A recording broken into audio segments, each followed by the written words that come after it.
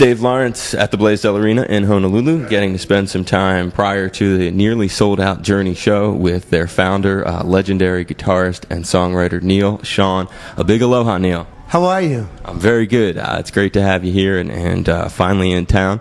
So one thing I've definitely, as we talked about in the interview the other day, is your popularity here in Hawaii. It's overwhelming, and the love, the adoration from the fans. You know, when you were here 2 years ago, I saw it over both nights. I was here for both nights, and I'm sure I'll see it tonight. How long, seriously, have you been aware of a inordinate connection with the Hawaii audience? You know, for myself, it goes back quite a lot longer than Journey. You know, I started playing in Hawaii, you know, as a kid at 15 with Carlos Santana and the Santana Band. And, you know, I believe the first Crater Festival I played with them was in 71. You know, ever since that year, it was a yearly thing that we did. We played the Crater Festival every year, and that was actually when Journey started up in 73, I believe. You know, that was our, or 74 maybe, that was our first concert, our second concert ever. After Winterland, you did Winterland? Right. For a New Year's, and then... So, you know, my history with coming to Hawaii and playing goes back quite a ways. It felt great to get back here again, you know, last 2 years ago when we came here. You know, and I didn't know what to expect because it had been since '86 since we played here. And, you know, we were all pretty flabbergasted with the reaction, and that, you know, we had some diehard fans out there that showed up. I mean, I didn't think that we would, you know, have that many people. I thought because it had been so many years that had gone by. And, you know, it's like the saying, if you're never seen, you know, people don't know that you're there. Yeah. So you got to stay pretty prominent and out there all the time and in the public eye for them to realize that there is even anything going on.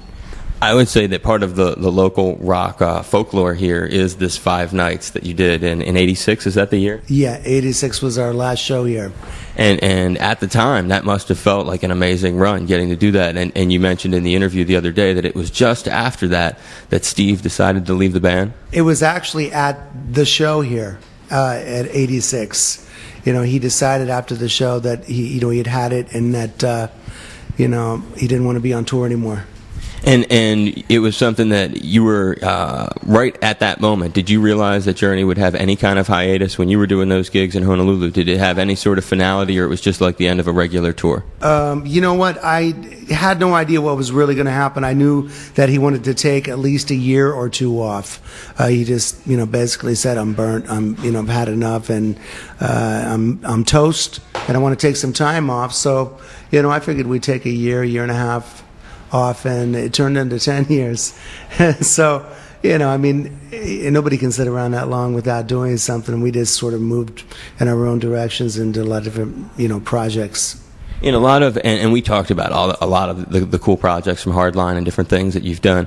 But was there some sort of discussion that you had with Steve where it was like he's not going to come back? Because for me, I've been very used to Steve Algieri as a singer, because I remember in 1998 when the Armageddon record was out and we were working a tune from that back in Boston. But on the phone, the number one question from everyone all the time, you know, and I would feel remiss if I didn't address it with you, was the thing with Steve Perry. And it's like, you know, and I try to tell people, you know, they've had this lineup for a long time now. Do you still talk with Steve? Is there any understanding with him? He's cut off communication pretty much with all of us. For what reason, I really don't know. You know, and I read the article in the paper the other day here where it says, my story is that he left and his story is that I kicked him out. He was never kicked out. You know, it was just a case that you know, we had a band here that was ready to go, and he had some ailments that he needed to take care of, and he needed to decide if he was going to do that sometime in the 2-year span that we waited around. And, you know, I mean, we waited around for 10 years, never to hear from him and saying like, well, you know, I'm starting to feel like I want to do something. There was just no connection at all, much like there is now. And so, you know, we just decided to move on. You know, I talked to John and Ross, and I said, look, we've got nothing to lose by trying. We already built the band back up. Record-wise, we had a record out there that was doing really good, and then it just was very frustrating not to go support it after being off for such a long time, and then putting out product and have the audience, you know, the public be open it, you know, so open to hearing us again. And you somehow found a guy whose voice is so perfectly matched to fit that role. It was almost like, it reminds me, it's reminiscent of AC/DC after Bon Scott. It's like Steve Algieri's voice and your band. When I saw those two shows here, I was floored. I mean, you almost note for note all the solos that evoke so much nostalgia in people from the songs that are requested all the time. You blow those out, but then he steps up to the mic, and the show that you see is authentic, yet it's its own thing. Yeah, he just was the missing piece in the puzzle at that point, And you're going to see a different show tonight. I mean, everybody in the band now is singing a song in the set. So we've turned actually more into a band this year, like the Eagles, or, not that we sound like the Eagles, but, you're going to see a bit of character out of everyone else as well. And Dean, our drummer, Dean Castronovo, has been singing for a couple years now, lead singing, and he sounds extraordinarily like Steve Perry without trying.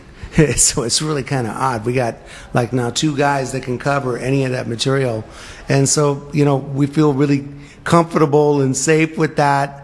And we're ready to move on. We're ready to tackle a new CD and, start working on some new sounds. What's that was definitely a planned question of mine. What would be the next stage in terms of you guys actually doing a full-length CD with Steve? Yeah, we've been writing while we're out here.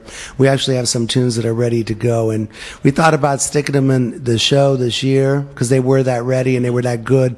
But every time never fails. I mean, someone always records it, and it's you get a funky bootleg out there before it's even put on record.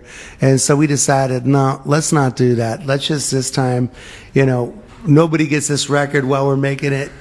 No record label. There's nobody getting it besides the members in the band. When you're doing the set list, speaking of that and messing with it, and you also talked in both interviews now about being more jammy with your approach to the songs. Do you move the songs around in the set list? How is it, or is it a fixed thing each night? It changes from night to night, actually, if we're going to play a long show or a short show. Some buildings, they only want you to play for 90 minutes.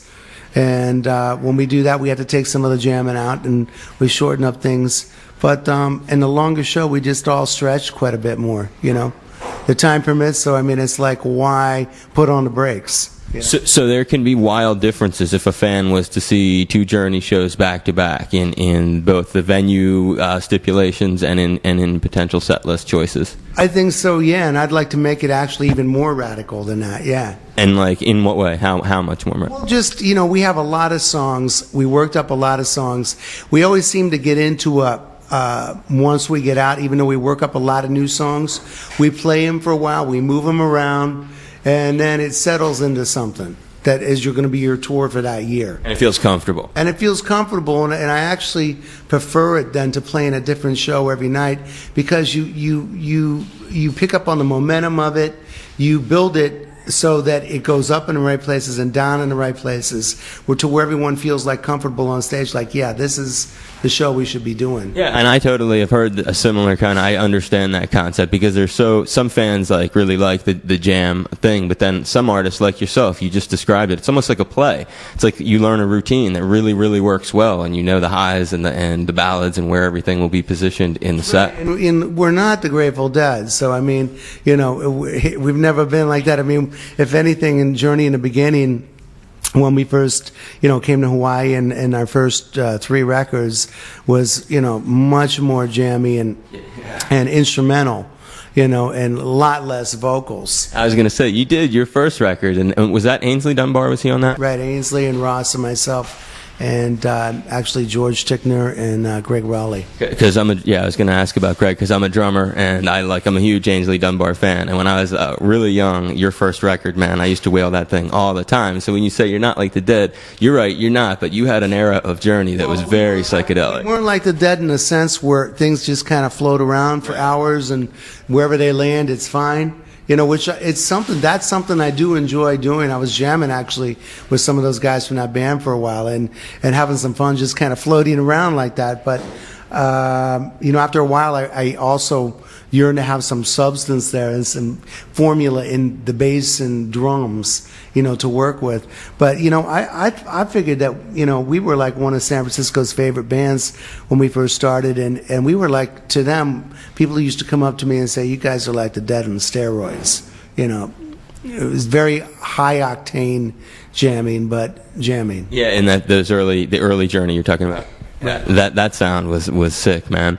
The thing that I wanted to ask you about, Neal, is when you're a DJ on the radio and you're playing these Journey songs, the thing that every artist has a different thing that I note as a DJ. Like sometimes when I hear Bob Seger songs, it's like every one of Bob's hits, he's remembering something.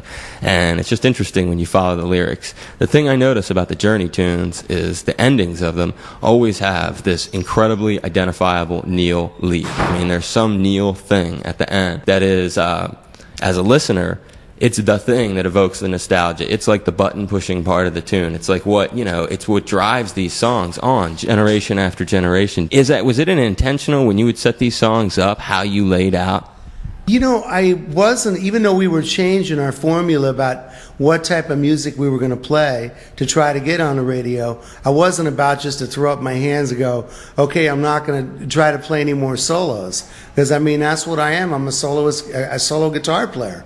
And, I wasn't about to just to sit in the background and play chords and, do everything but play guitar. And so I just it's just something that happened naturally. I think everybody in the band realized that I needed, a space to do my thing. Yeah. And it was a parallel to Steve. I mean, Steve brought a certain element to these really big songs, but I just have to point that out because I'm a huge Neal fan. But when I sit and listen to the Journey tunes, I see that as an ingredient in their continued success. I mean, because you can just wrap yourself around them. You make the guitar sing, dude. There's no question about it. Thank you. You're quite welcome. It's a thrill to tell it to you. And I'll wrap this up because I know you're being very generous with your time before the show here. And this is, again, Neal Schon from Journey and their moments before their gig. He just did his sound check. I'll end this by asking about the Santana. You mentioned something that sounded to me like an amazing double bill, and that would be Santana Journey next year. Yeah, I know that management is working on it right now, and our booking agent is, and we'll see what happens. I would love to have the opportunity. Actually, Carlos and I and Greg Raleigh and Michael Carabello hung out this year for like a full day. And we did a lot of talking, and Carlos brought up some ideas that he thought and he was, I'd love to do this and I'd love to do that. And I'm thinking to myself, is he including me or not? And it's hard to tell until it comes down. So we'll see what happens, That's very cool. So you have a good rapport with he and Greg? Yeah, definitely. A strong rapport with both? Yeah.